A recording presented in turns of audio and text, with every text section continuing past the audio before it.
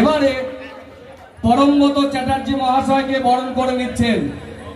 চকদিকনগরের অঞ্চল সভাপতির সঙ্গে থাকবেন চকদিকনগরের বিরোধী দল সুজাতা হালদার। আপনারা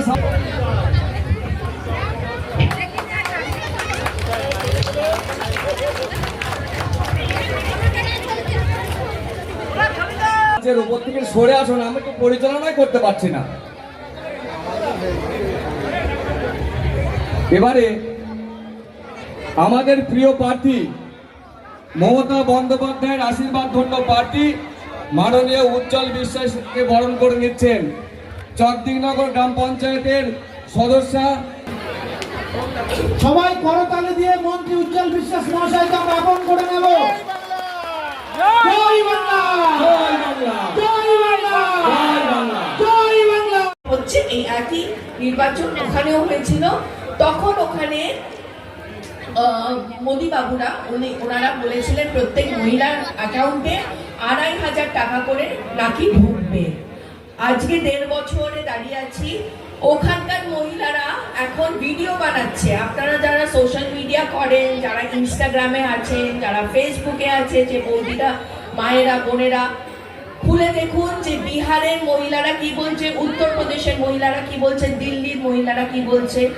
বলছে যে বাংলার মহিলাদেরকে, বাংলার মা বোনেদের আমরা অনুরোধ করছি যে এই বিজেপি পার্টিকে যেন একটা ভোটও আপনারা না দেন, কারণ এরা আমাদেরকে বলেছিল আমাদের অ্যাকাউন্টে ২৫০০ টাকা করে ঢুকবে, আজ অব্দি ১ পয়সা ঢোকেনি। সুতরাং বুঝে নিন যে এরা এখন এসে আপনাদেরকে সবাইকে অন্নপূর্ণা ভান্ডারের লোক দেখাচ্ছে, প্রতিশ্রুতি দিচ্ছে, বলছে ৩০০০ টাকা করে দেবে। কোথাও কোথাও আবার জালি ফর্মও ভর্তি করা শুরু হয়ে গেছে।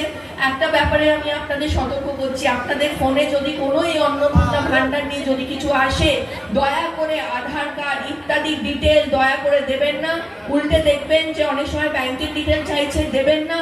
এটা মমতা দিয়েও বলেছে সবাই গিয়ে যে দেখবেন যে আপনারই ব্যাংক অ্যাকাউন্ট ফাঁকা হয়ে গেছে। সুতরাং দিদির ওপর ভরসা রাখুন। দিদি 2021-এ বলেছিল লক্ষ্মীর ভান্ডারের কথা, 500 টাকা আপনাদের অ্যাকাউন্টে ঢুকে গিয়েছিল। উনি মুখ্যমন্ত্রী হলেন মে মাসে এবং জুন মাস থেকে 500 টাকা করে আপনাদের অ্যাকাউন্টে ঢুকে গিয়েছিল তো।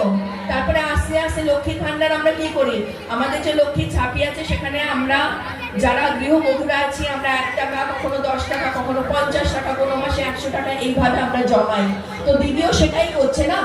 প্রথমে 500 টাকা হলো, তারপর 1000, এখন সেটা গিয়ে দাঁড়িয়েছে 1200, 1500 আর 1700 থেকে দাঁড়িয়েছে। তো আস্তে আস্তে বাড়লে নিজেদেরও তো ভালো লাগে। প্রতিটা বাঙালির শামিল হওয়া দরকার।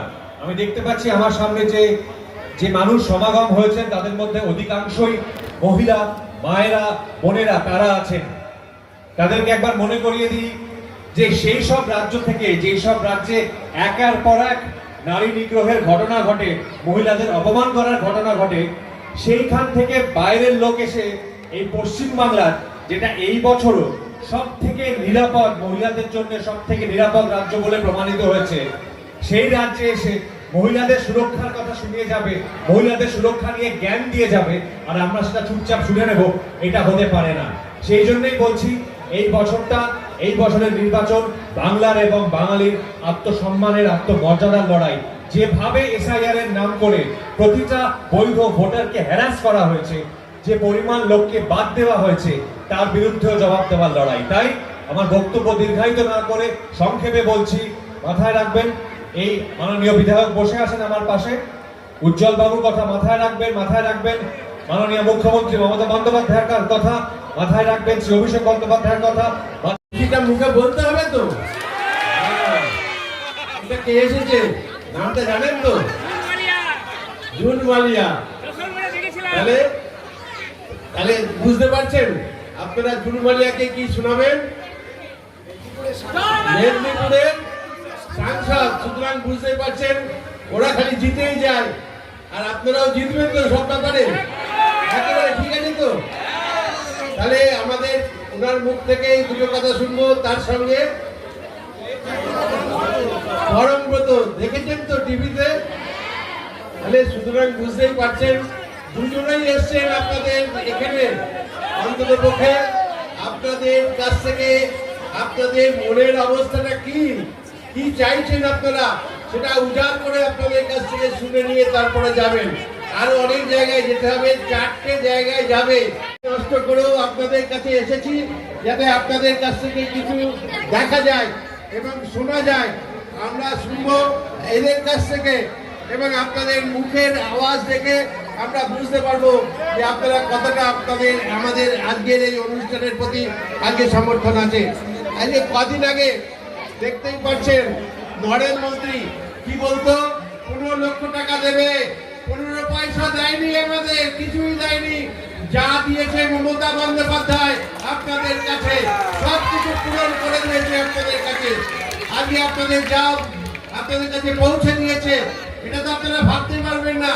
সবাই মিলে মমতা বন্দ্যোপাধ্যায় আমাদের সকলের আজকে লক্ষ্মীর ভান্ডার আমাদের কাছে প্রাণের ভান্ডার পৌঁছে দিয়েছে, তাই তো মায়েরা?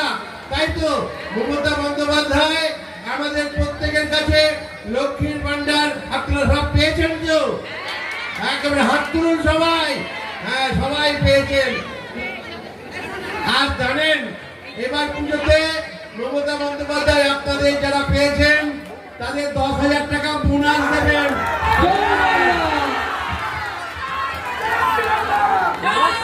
তাহলে ভোটটা কোথায় দেবেন? আর যারা দেবেন না তাদের কি করবেন? এলাকা থেকে বিসর্জন দেবেন, তাই তো? একেবারে যেভাবেই হোক না কেন, যেভাবে হোক লড়াই করতে হবে।